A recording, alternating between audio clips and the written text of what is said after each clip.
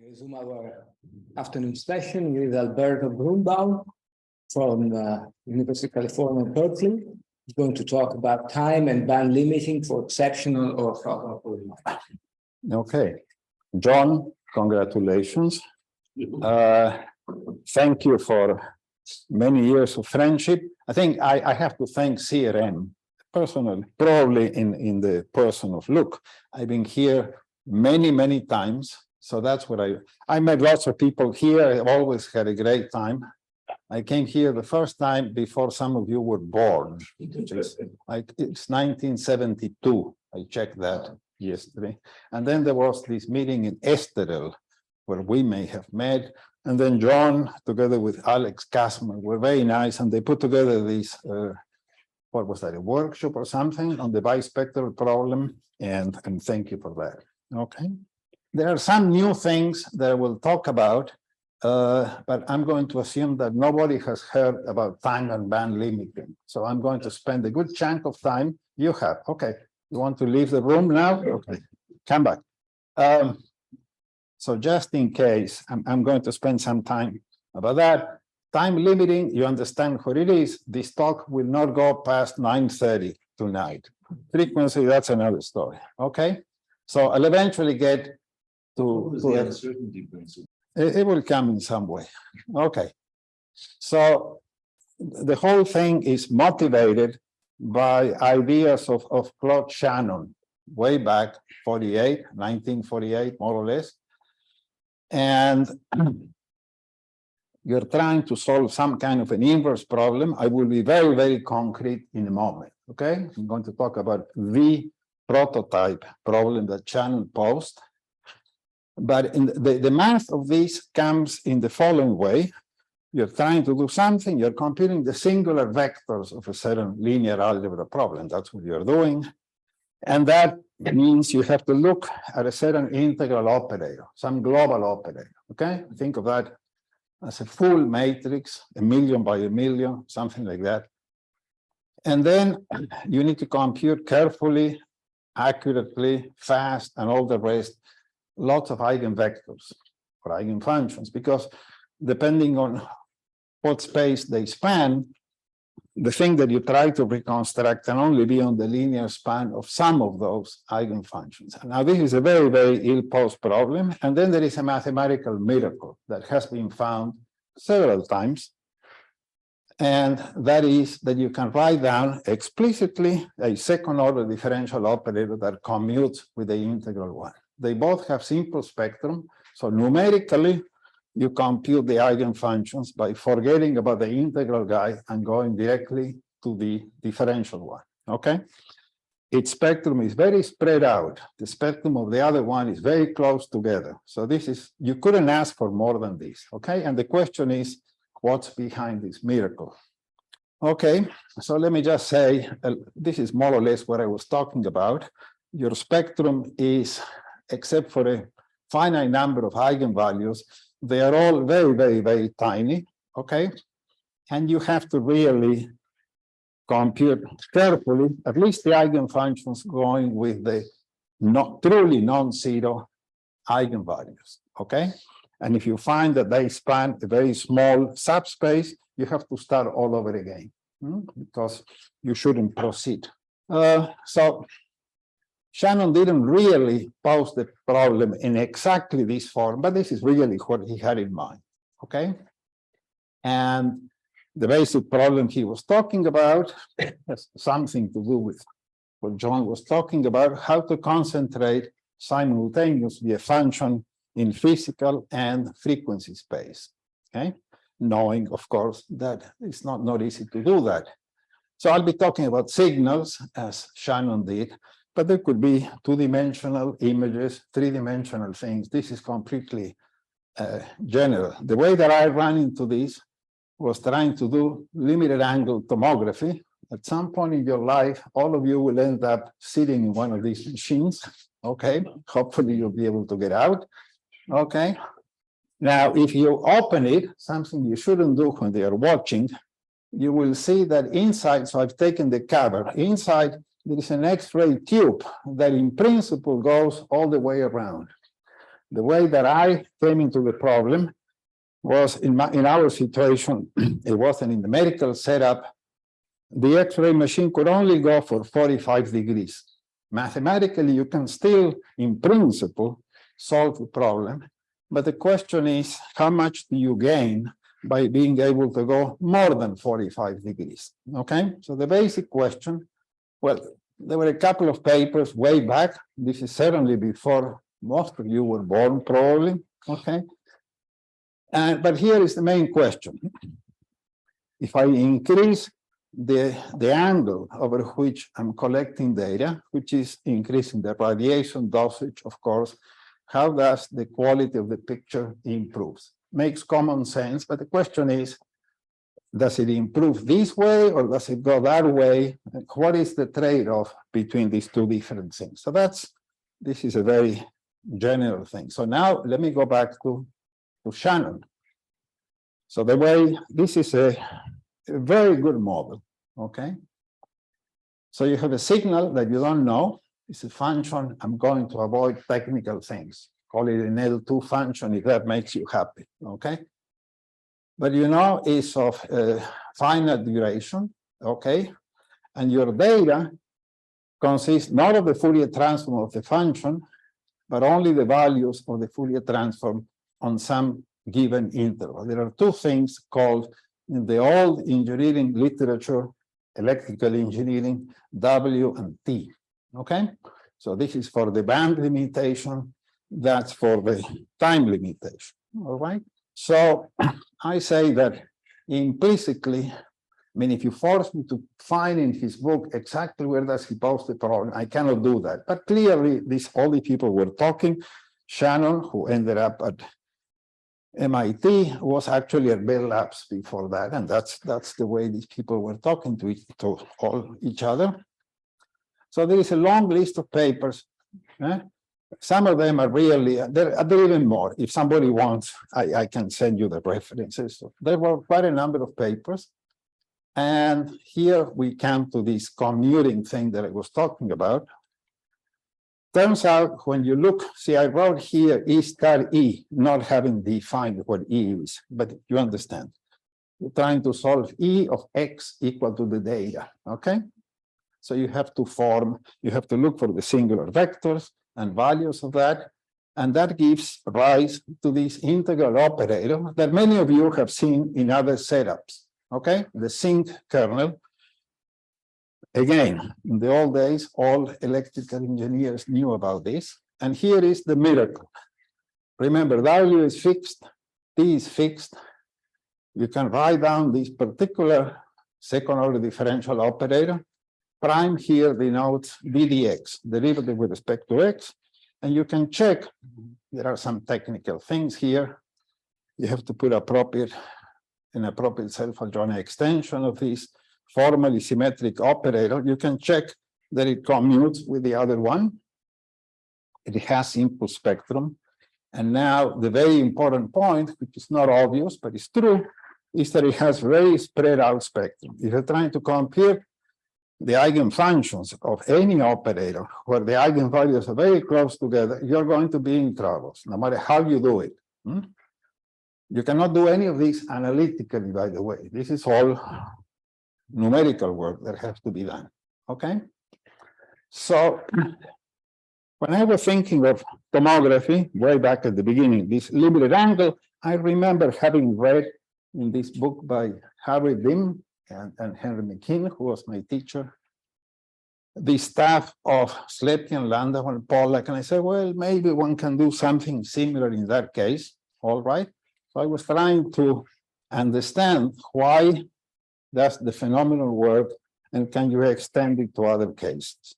And in some sense, I'm stuck in that problem. I've never really got out of it.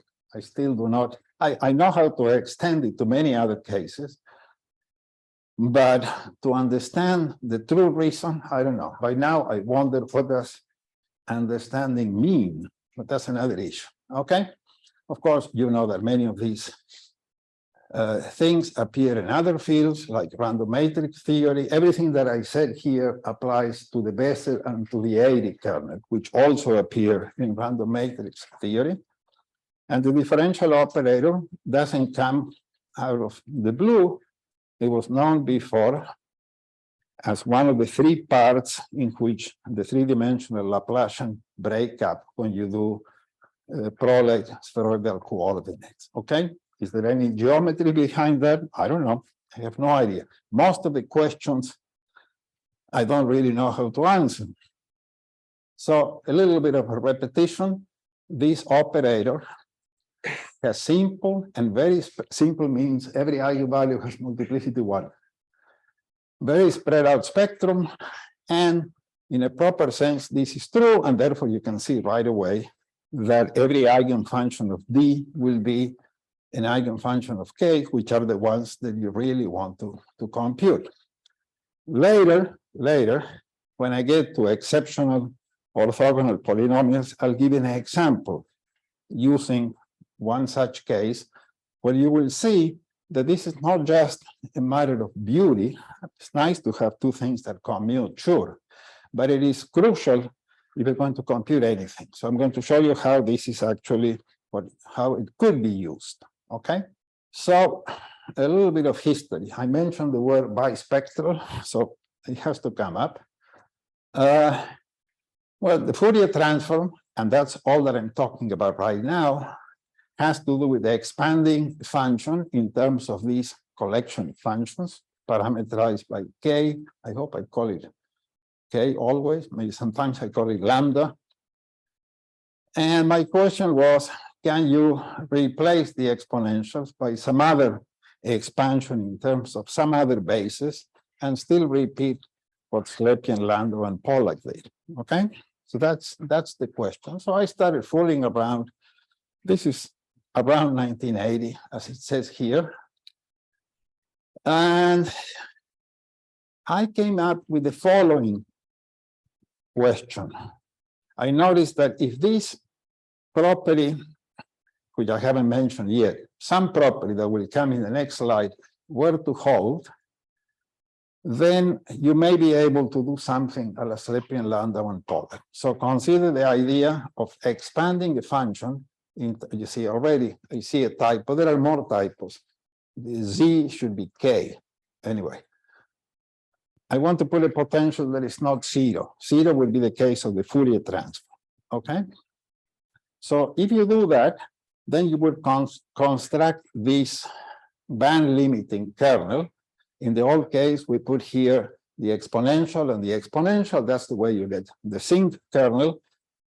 What you will do is put, instead of that, for an arbitrary V for now, construct this kernel, let it act on a finite interval from -t to t, and see if you can find a commuting differential operator. I didn't really have any examples around, but fooling around, I posed this other question, which I thought might help, and it helped me in one or two little examples. I would like the V to have the following crazy property, that if you look at a certain family of eigenfunctions, at least the typos are consistent. They are still called Z. This should be K, not Z. Here is called K. I want the some family of eigenfunctions. I don't want to be technical. This is a two-dimensional space. You have to decide how you're going to pick that. But I would like them to satisfy, to be the eigenfunctions of a differential operator in the variable K, in principle with arbitrary finite order. And the eigenvalue now should be a function of X. And in principle, they are all totally arbitrary. I mean, it has to make sense. Coefficients have to be smooth enough so that everything you write makes sense. And this, I'll talk in more detail. We managed, I got very lucky, and with Hans Doistemer, someone that I knew from another life, we got together and we actually solved that problem in the case of a second order differential operator. Okay? I'll tell you more in a moment. And having this property is what if V is such that this is true, then I say that V satisfies the bispectral property. So that's what I mentioned. And I was extremely lucky that Hans was there visiting Berkeley. I gave a seminar, he was sitting there. He came a week later and said, I think I have a tool that we can use. He was going back to Utrecht very soon. So we got together for one full afternoon in a coffee house in San Francisco and convinced ourselves that his method was great, but it wasn't going to give you anything besides the trivial cases, Fourier, Bessel, and A. As soon as he left, I mean, working with Hans was challenging. But we were doing everything by hand, and even Hans could make mistakes. Okay, so as soon as he left, I started very slowly all over again using computer algebra, okay, and found very soon, well, soon, I don't know, maybe it took me a month. I started finding something. I was very lucky. I found a potential V that had 3 poles of order 2. And they were sitting not anywhere you want, but they were the vertices of an equilateral triangle. Well, the year is 81. I said, where have I seen such a triangle? Okay, I should have asked Euclid maybe, but I remember a paper of Herold, McKinnon, Moser on rational solutions of KdV, and I said, oh, maybe this is exactly what we have. So I started and I found it, and it must have been one of the shocking moments for me at least. So then there is a whole hierarchy. Everything worked very well. These were the days of letters by regular mail. So I wrote to Hans, and he said, this is all beautiful, but I'm not involved in that problem anymore. He had decided that since we had failed on the first day, he didn't want to come back to the problem. So one of the most difficult things for me took me 5 years to bring him back. And of course, for those of you that knew Hans, once he got interested, there was no way of stopping him, okay? So we wrote a paper, okay? That's the paper that I was mentioning today when I said at the back of the paper, what we found essentially is that this will appear in a moment, but let me say it right now. The solutions V come in 2 families. They are either the trivial ones, the ones that everyone knew, Fourier, Bessel, and A, or they are the rational solutions of KdV. I don't know why KdV should appear here, but it does. Or some other family that we had that we called the even family. We had no idea that it had anything to do with integrable systems.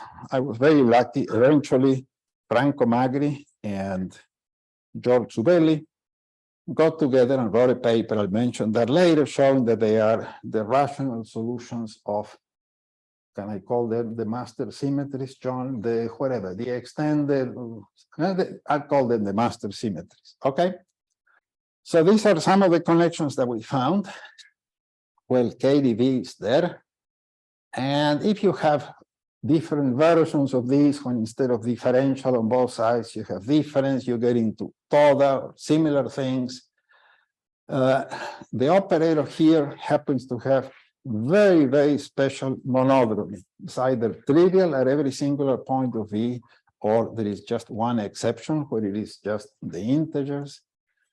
We found tremendous use for the Darboux process, and which, of course, all of you know that it was not due to Darboux. Darboux says it was due to Moutard, but there was a fire in the library, and he puts that in his book so that other people will be able to use it. And then, as I said here, there are tau functions. Of course, we didn't have to invent, for the first family, we didn't have to invent anything. You can just go and look. That was a great time of the integrable systems revolution of the 70s and so on.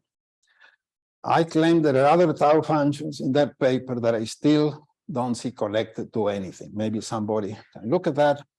And then there are add conditions. I'm going to write them. So there are connections with lots of other things. The reason the connections are there is not that we wanted to show off that we can touch quite a bit of math. But to do the proof, we had to go through a sequence of equivalence. This is equivalent to that. This is equivalent to that, and so on. And only at the end, we could come back. In some sense, I'm very happy with that paper, but in some sense, it's a total failure. There should be a proof that takes 3 pages, say. Instead, it takes whatever, 60, because we have to go through a long, long process. Actually, there are at least 2 people in the room, Ron Perline over here and Iliev. How did you manage to be at the antipodes? I don't know. I didn't ask you to do that. That with whom I've worked on some of these things. I'm going to give very, very few references here, but this is Alex Kasman that was mentioned before. This work of George Wilson, which was absolutely fantastic. He managed to extend this. He went beyond second order. And this is the paper of Franco Magri and George Subelli, identifying the second family that we had as the rational solutions of the master symmetries of KdV. And there are many, many other ones. This is the, in fact, this is the tool that Hans found. He proved very quickly that if you're going to have the bispectral property, remember, L is the Schrödinger operator, written in this form, second derivative plus a potential, okay? Then there has to be a relation between the theta, which is the eigenvalue for the second equation, and the lambda, which is given in that way. You take successive commutators, and after a finite number of steps, you're 0. In the paper, we proved rather quickly at the beginning that that condition is necessary and sufficient. This is true in the scalar case. The rest of the paper is how on earth do you solve these horrible equations? These are very nonlinear equations involving the potential and theta. But lots of things follow from here. For instance, theta has to be a polynomial. Not obvious, but it's true. The V has to be a rational function. Again, not obvious, but true. Anyway, lots of things come from here. I think this could be exploited even further, and in some cases, there are modifications of these. We can talk about that. Just one more thing. I find this so beautiful, and this is known to most of you. Once George Wilson came into the picture, he did a first paper, then another paper, and so on. Eventually, he related what we were doing with an explicit formula for the eigenfunctions, but this is not just the case of order 2. This is Kp now, with the condition that these matrices X and Z should satisfy this condition here, okay? So if you put 0 here, you have essentially the Heisenberg commutation relation, but if you put rank 1, you have a class of matrices that had appeared before, Kasdan, Kostan, and Sternberg, if I remember right. So there are lots of things. If one could almost make a tour of many pieces of math trying to answer this very basic question, okay? There is much more. And again, the reason why there is more in the paper is not that we want to show off the connections. If we could do something much shorter, that would be better. But for instance, we find characterizations in terms of monodromy. I claim that if Riemann had asked the question, what are the potentials V that have only regular singularities, let's say they decay at infinity, and K is a parameter in the equation, the spectral parameter. It should be such that the monodromy of that family of equations is trivial for every value of K. He would have asked the question, and he would have found exactly the rational solutions of KdV, okay? So he would not have found KdV itself, probably, but at least the rational solutions. I'm sure Riemann, once he found that, he would have done lots of other things, okay? There are very nice papers by Sasha Veselov picking on this property that we found of characterizing V so that you will have trivial monodromy at every point as a function of k. Okay, so this is about the first half. What have we covered so far? There's a certain commuting miracle, which I will try to prove to you is not just a matter of beauty, but actually, I mean, Slepian and company were not interested only in beauty. They were working for Bell Labs. They found this, and then what we have found later is that it has lots of connections with integrable systems and other parts of math, okay? Now, I don't know, unfortunately, I was much closer to Henry Landau than the other ones. Henry passed away about 2 or 3 years ago only. I wish he had stuck around for another 2 or 3 years. I wish he were here now. Anyway, I don't know if they could imagine back in those days that there were connections to these other things. I just don't know. Maybe yes, maybe no. Okay. So I'm going to move soon into other topics, but just a very short interlude. Okay. Today is December the 8th. It was on December the 7th of last year that, because of being alerted by my friend Luc N in Louvain la Neuve, I was told of a talk that was going to be given that day by Zoom. So I went and looked, and that I found a shock. I hope it will shock some of you too. So let me just move into that. So again, I'm claiming they probably did not think for a moment that their work was going to show up in any one of these two topics. And yet here, I know how to do. Okay, so here is a paper that appeared earlier this year by Alain Cohn, should be, yeah, and Henri Moscovitch. Well, it turns out I didn't know, and this is a shame on me. I have lots of things to be ashamed of. This is one of them. Alain had been playing with these prolate spheroidal wave functions of Slepian, Landau, and Pollak for about 30 years. He had been looking at them in the interval in connection with something that some of you may have heard about, something called the Riemann-Zeta function. In this paper, he does something even more shocking to me. He looks at the same operator in the complement of the interval minus t to t and finds out some intriguing connections between the spectrum of that operator. It happens to be discrete. If you forget the harmonic oscillator part in the prolate, if you do this to Legendre, you're going to get continuous spectrum. But if you do it to the prolate guy, you get discrete spectrum. And he finds that these zetas now are connected to the UV part of the spectrum.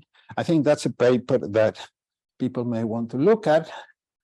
So I copied the very beginning of it so that you see. I mean, he's not very here talking about the Bell loop, the Bell Labs group. I mean, this is not I'm not trying to convince you. He can convince you, okay? And the reasons that he runs into this guy has exactly to do with the fact that he's dealing with this Fourier transform, and it's exactly the Shannon point of view, okay? You tell me, how come that should be connected to the Riemann-Zeta function? I don't know.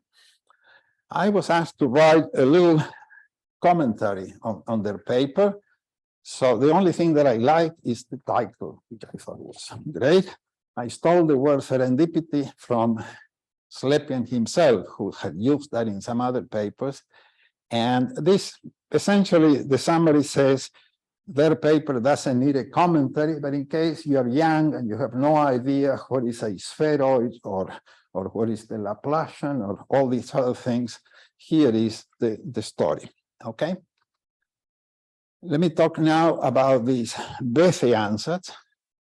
With Luke and Alexei, we wrote a paper, I forget when, well, you must say that, whatever, 4 years ago, some connection between band time limiting is exactly the problem I'm talking about.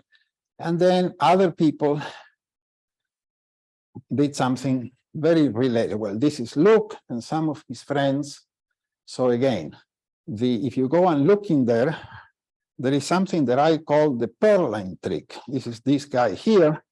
He had found something, I don't want to get into details. And if you look carefully, some of these things are exploiting the same trick. Why would that be connected with the Bethe Ansatz? You tell me. I don't know.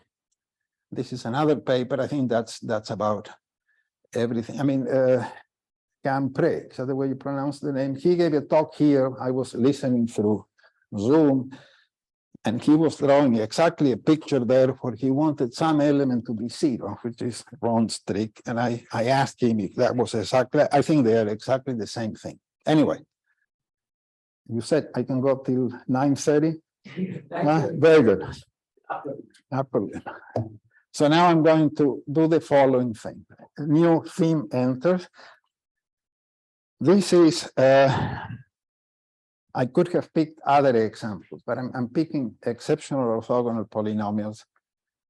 The idea is forget about expanding in terms of exponentials. Let's find some other basis. Many years ago, and this is actually one of the things that led me to the bispectral problem, I was playing with the classical orthogonal polynomials, Hermite, Laguerre, and Jacobi. For them, I showed many years ago that you have this time and band limiting.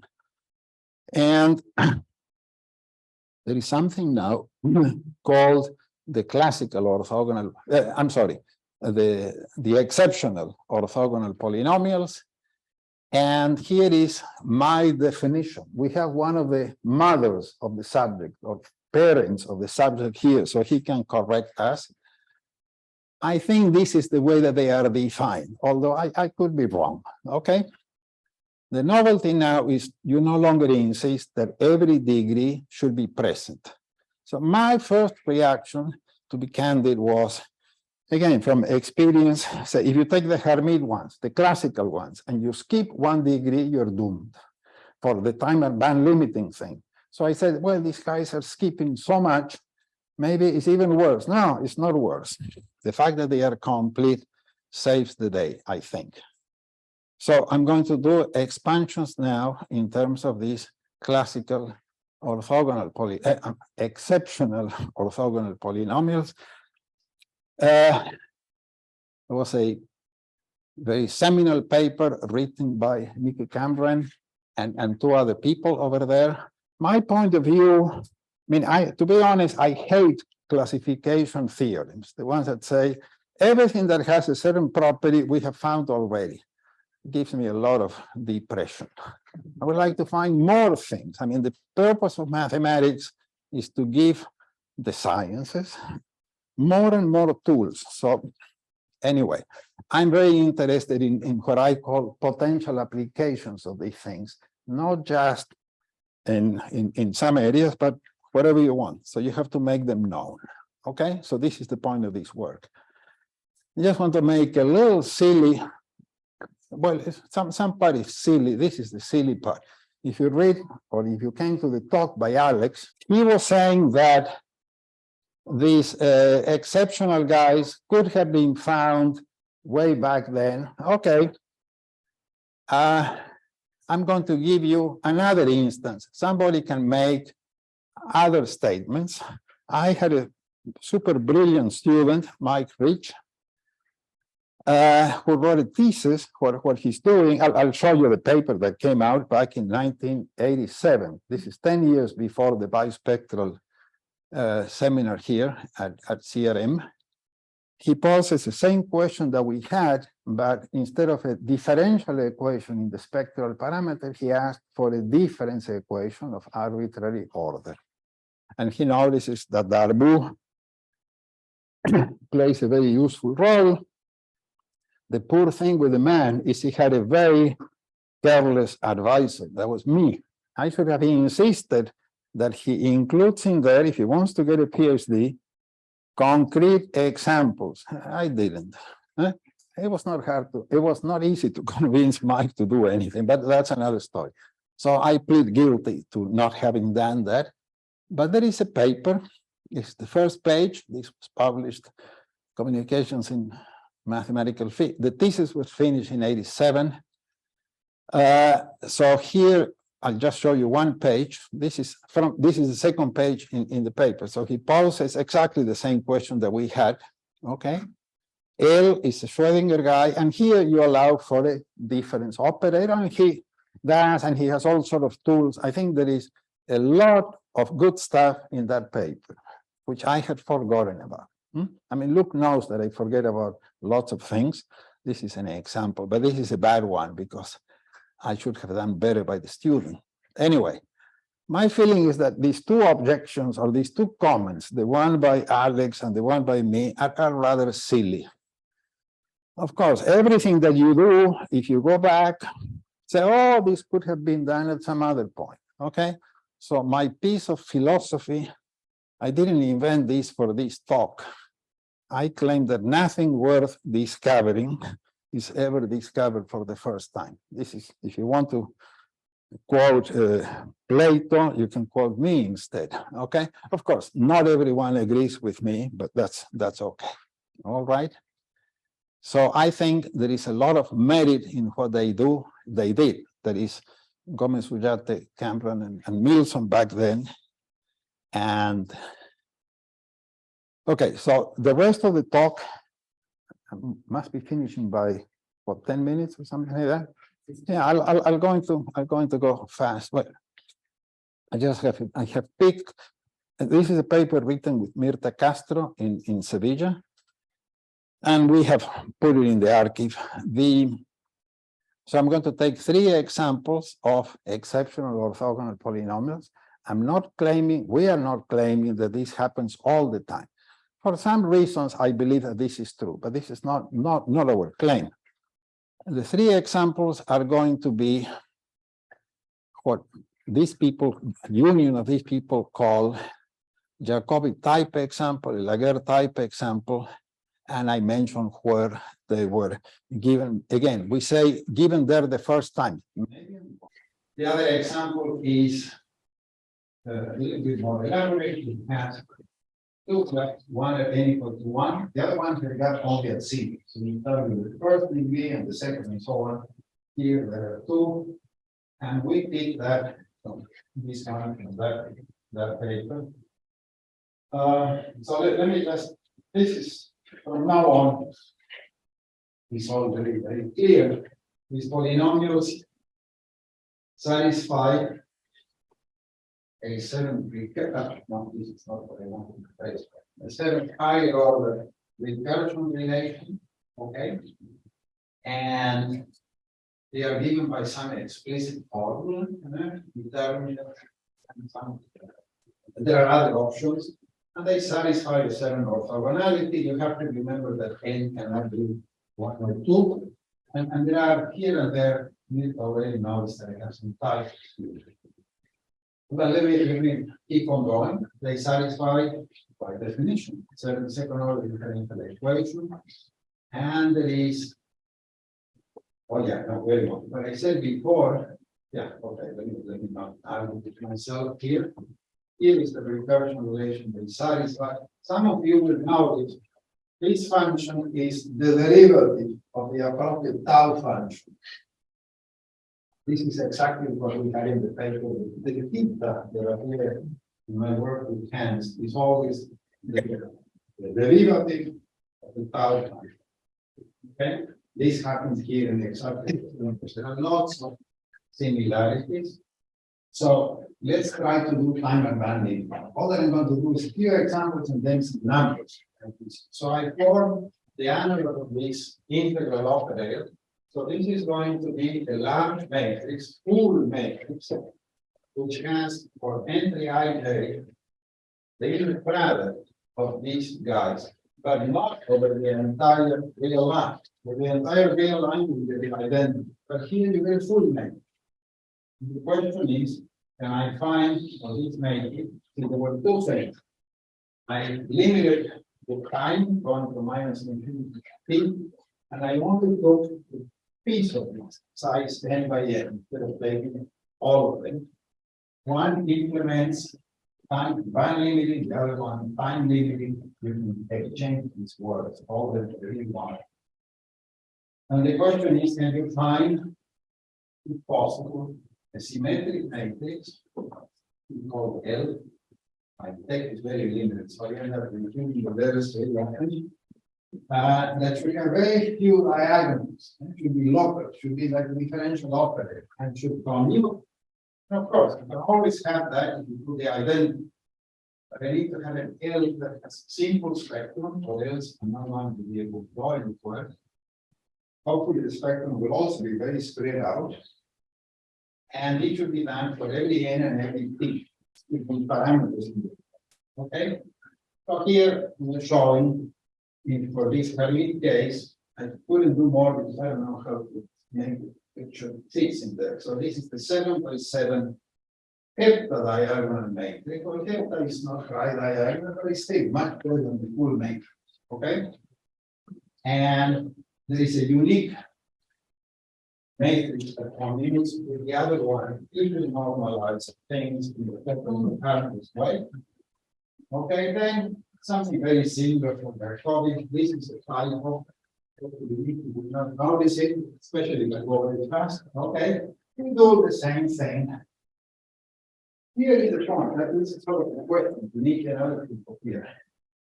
Now, everyone seems to believe that exceptional orthogonal polynomials have to satisfy higher order Hamiltonian relations always.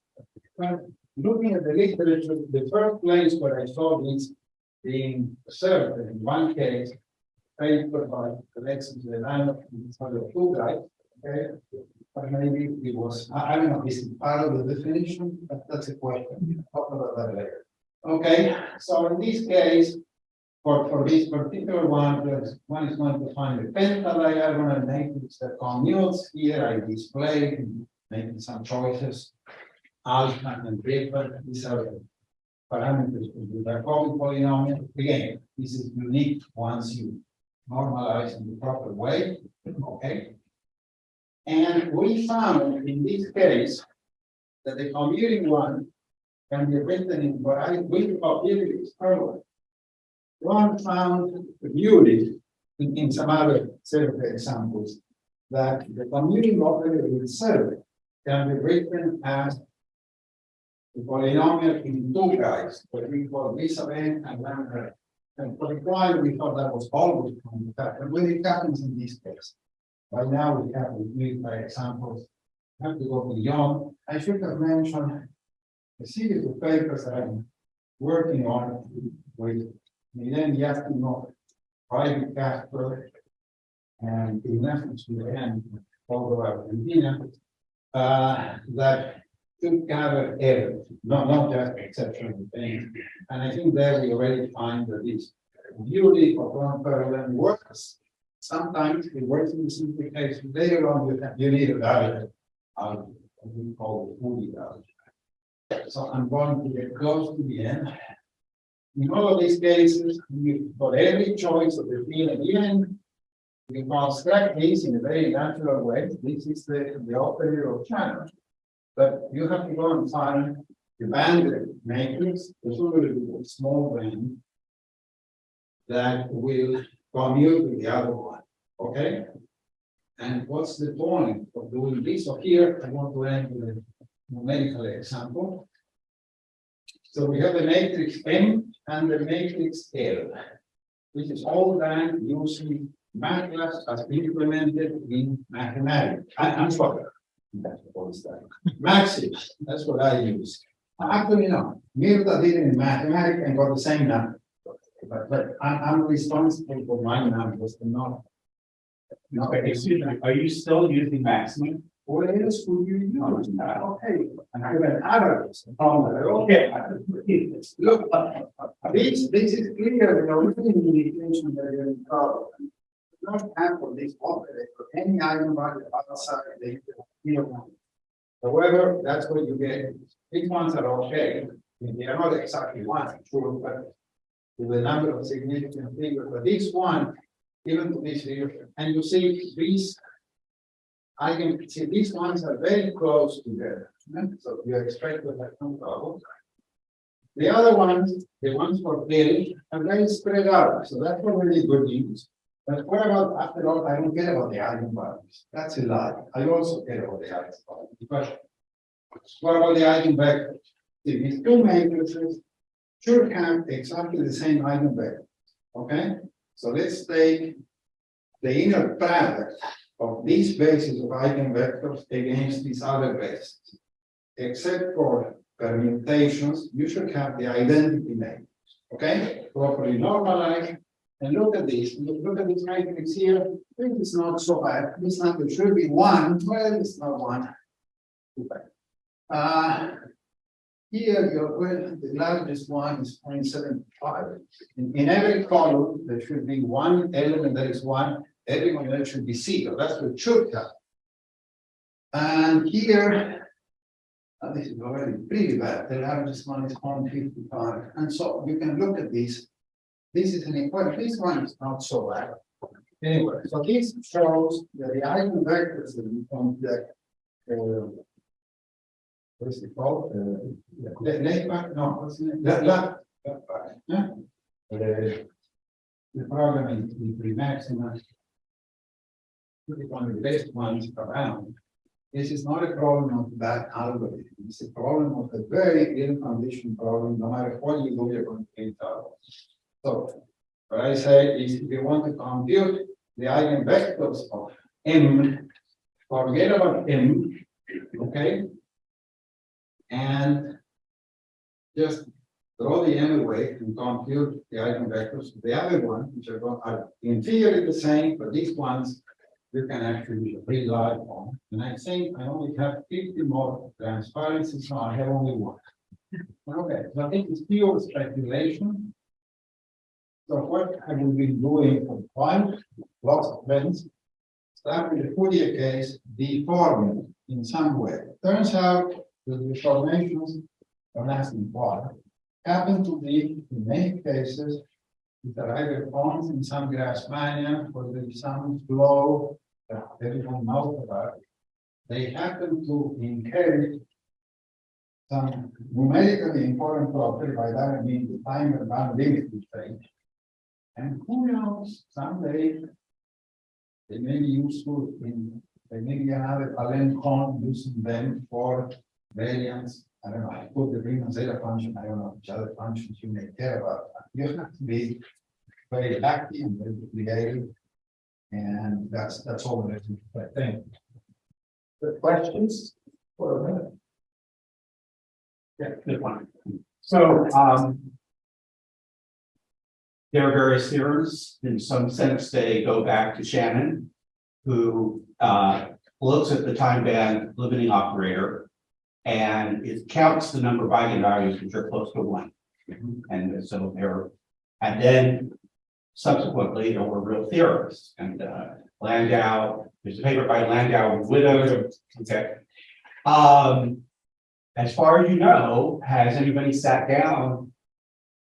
So you're guessing my question before I say it. Has anybody sat down and written down a similar theorem for the situation that you have here? Very good question. Let me just make a tiny correction.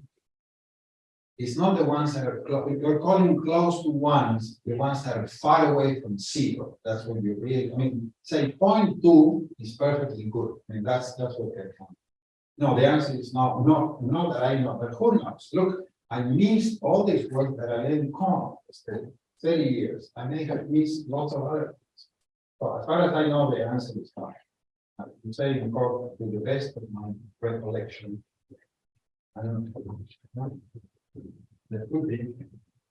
Yeah, they call this 4T theory. That was conjecture. See, if you go back to Shannon, the question is, how many functions are both time limited and value? Any mathematician can tell you the only function that probably is 0. Shannon was much smarter than that. She said, no, it is about 4WT. And then eventually there are papers that compute the approximate dimension of this set in the sense of Gelfand and so on. That everything that Shannon said turned out to be right. And he, yeah, so I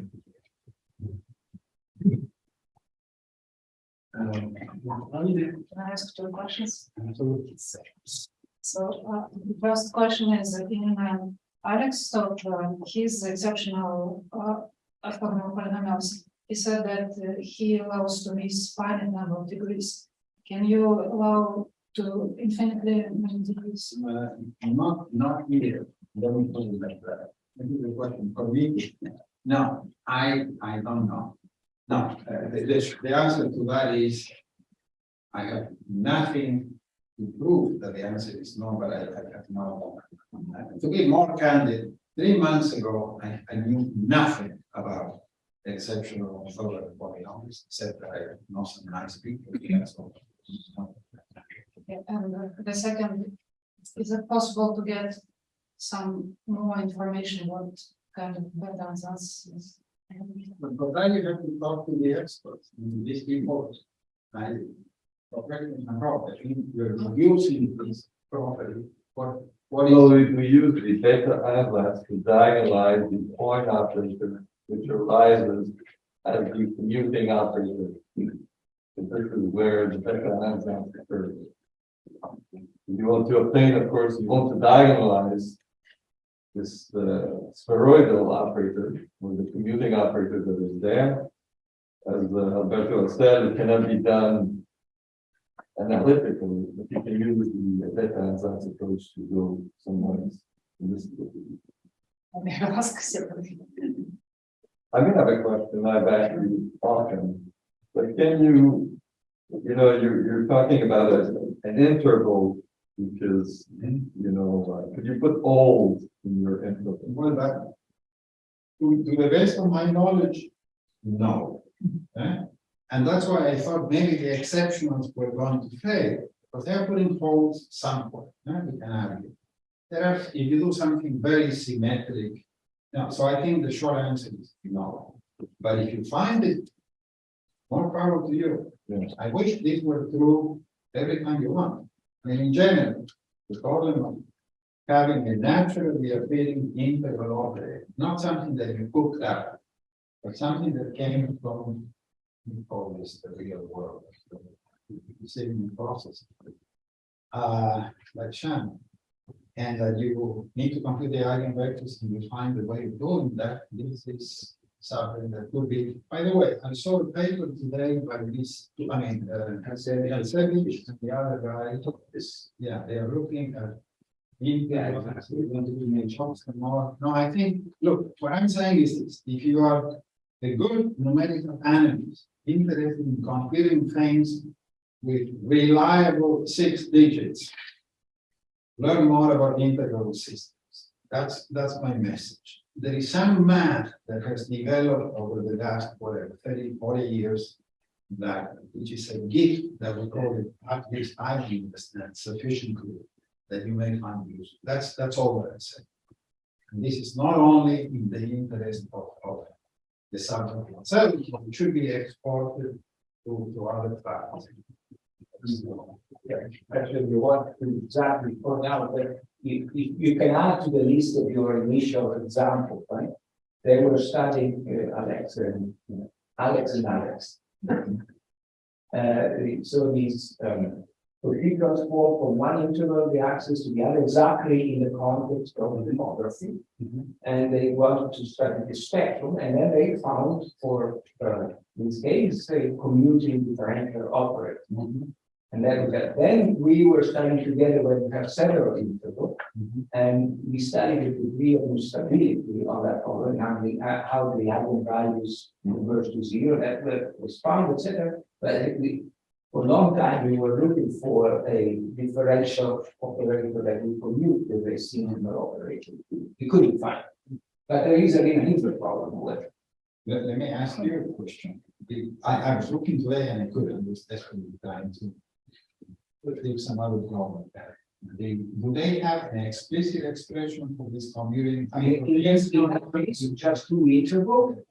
As far as I remember, yes, it's pretty explicit, and some hypergeometric or some. Coin. By the way, Luke mentioned coin.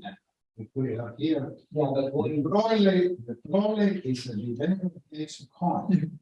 make Horn serious.